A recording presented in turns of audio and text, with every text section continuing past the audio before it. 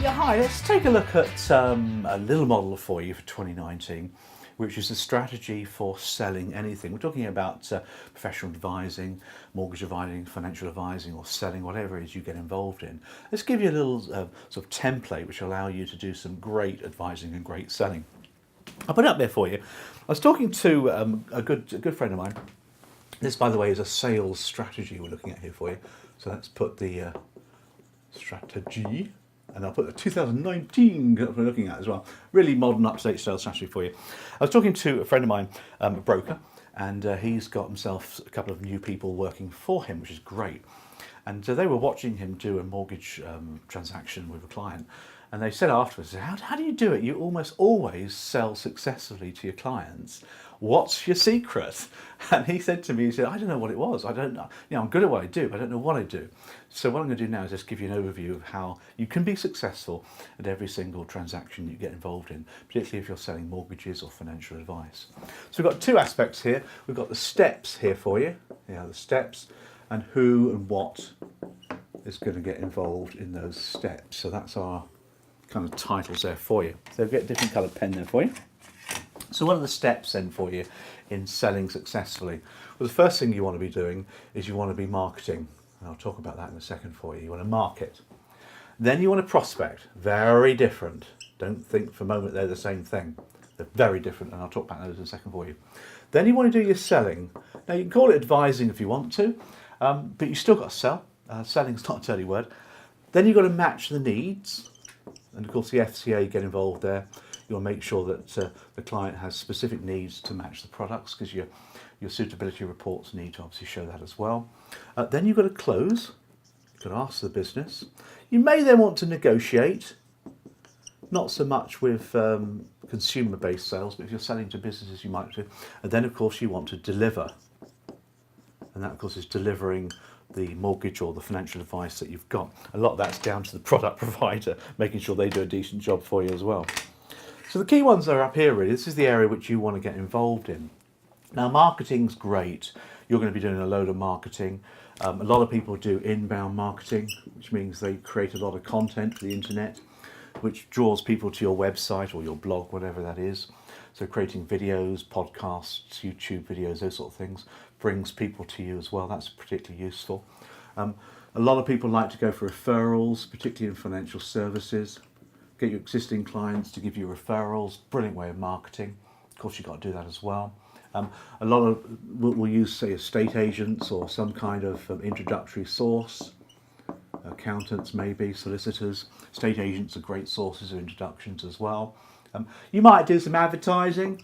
You might do AdWords on Google. You might just do some general advertising. Depends how much money you've got to throw at it, really. There's quite a lot of budget going on there as well. You want to make sure you've got your right niche. In other words, what is your market specialisation? It might be later life lending. So you've got to make sure you've got that so you attract the right people. Now this is advertising, marketing, generating interest, if you like, in what you do.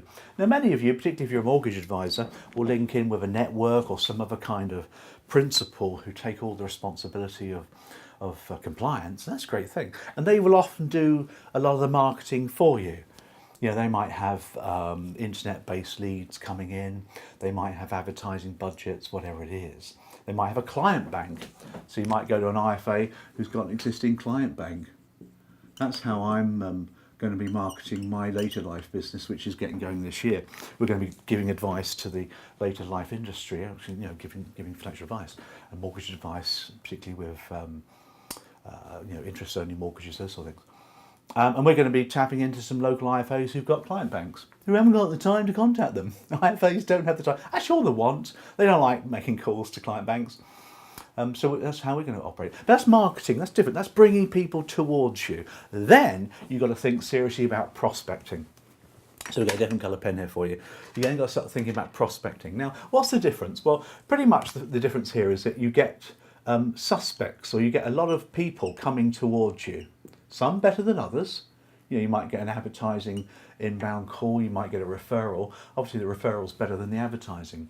Then you've got a prospecting. Now when you start prospecting, you've got to qualify people. You've got to make sure that they're right for you. You've got to talk to them, you've got to qualify them to see if you can help them, if they're a fit. Don't be afraid of saying to the customer after speaking to them for 10 minutes, we're not a fit. Great to meet you, but it's not going to work between us. So bye, kind of thing. Don't be afraid of doing that. Now, here's the rule to think about. And this goes against the grain. Because a lot of mortgage advisors, professional advisors, financial advisors, they want some business. They're desperate for business. So they'll deal with anybody that comes to them with a pulse. And that's wrong, totally wrong. You need to be very selective. And the best analogy I like to use, and that's the needle in a haystack. So you've got your needle, so there's your needle, and here's your haystack. There you go, here's your haystack. Now, we know the metaphor. How do you find a needle in a haystack? It's going to take you years to get it now. It's going to take you months to sift through every single piece of straw to get to the needle. And the needle, of course, is the ideal client. The haystack is all the people that are coming towards you. This is why marketing produces a lot of people. They all come towards you. You can't deal with them all. You can't. When you're busy, you don't want to do it either. You want to find the needles, the people who are ideal for you, that fit your niche, that have the motivation, the ability, the need to buy whatever it is that you're selling. They're highly motivated, they have the ability, so they have the financial ability, and they have the need to either buy a property, remortgage, landlord, whatever it is. Now, the best way to find the needle, by the way, and I'm sure you've heard this one before, is to get a match, and set light to the hay or the straw. The straw will burn to dust, blow it out of the way, and the needle will be remaining on the bottom. You know that, don't you? And that's the point. If you're prospecting well and qualifying people, you're chucking people out that are not right for you. You're not choosing the right person. You're getting rid of people that are not right for you and your business and sticking with the ones that are right. And that's a good concept to do. We call it 80-20 as well. 80-20 rule, of course, Pareto.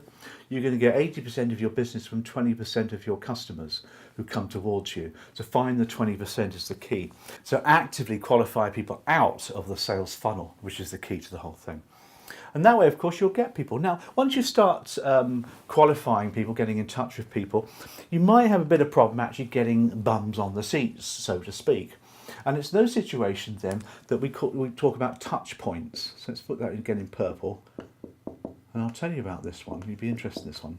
So I'm talking here prospecting. Here we are. Give us the right sort of section for you. Touch points.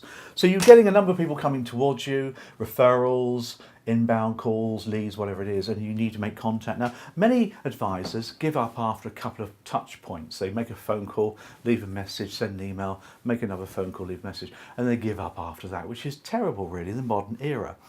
Now, research shows that you should make 14 touch points before you will actually get in touch with that customer. So 14 is the key number. It's up to you whether you work with that, of course, as well. What I'm saying here is that in the first 2 or 3 contacts with the customer, you won't get through. You'll leave a message, you'll send an email, it'll go into spam, you'll contact them via social media, maybe you go Facebook or LinkedIn or whatever. You might send them a letter, a card, whatever it is. You have to keep trying different ways of making contact with them. And on average, it takes 14 touch points before you actually get a bum on a seat. And think about a variety of different ways of contacting people. If it's business to consumers, telephone call, landline, mobile phone, of course. Send them a text, send them an email. Don't do it all at once, do it after a couple of days. Have a good CRM system which allows you to make contact and make a little note as to what you've done. You don't have to spend a lot of money on CRM, by the way. Just £10 a month will get you a really good system that will link in with your Outlook. So you can keep in touch with who you're contacting and what was said. Because you'll forget, because you're dealing with customers all the time. So it might take 2 weeks to get through to somebody, but you might send them an email, a text, a WhatsApp message. You might send them a postcard, a business card by post, an article, a YouTube video about what you do. You might make a mobile phone call, and all sorts of different ways of touching people before you will get them to talk to you. And then, of course, once you're sitting down with them, you then want to do your qualifying. At that point, you move on to selling. Selling is fact finding. Doing the fact finding is selling. That's where it goes on. Once you've done the fact find, you then work out what the specific needs are. You match those to the product requirement. Make sure you get your suitability report. Do all your conduct of business stuff, of course. Don't forget to close them. Ask for the business. Don't assume they will go with you. You have to ask for the business, you have to do test closing as well, and all sorts of things like that. But if you qualify people well enough, who are in your niche area, I mean, if you're a jack of all trades and you give all advice on everything, that's a very difficult thing to do. Banks do that really well. I mean, Santander Bank, for example, they're jack of all trades. They do it all. They've got the budgets. You haven't if you're on your own. So make sure you've got your niche where you want to specialise. Qualify your people into that niche so you can do all the proper selling. Pre-sell them up front, test close them all the way through, and then you deliver the package and the mortgage and the advice, whatever it is. So that's a great strategy for you to set you up for 2019. Hope that's been useful. Bye.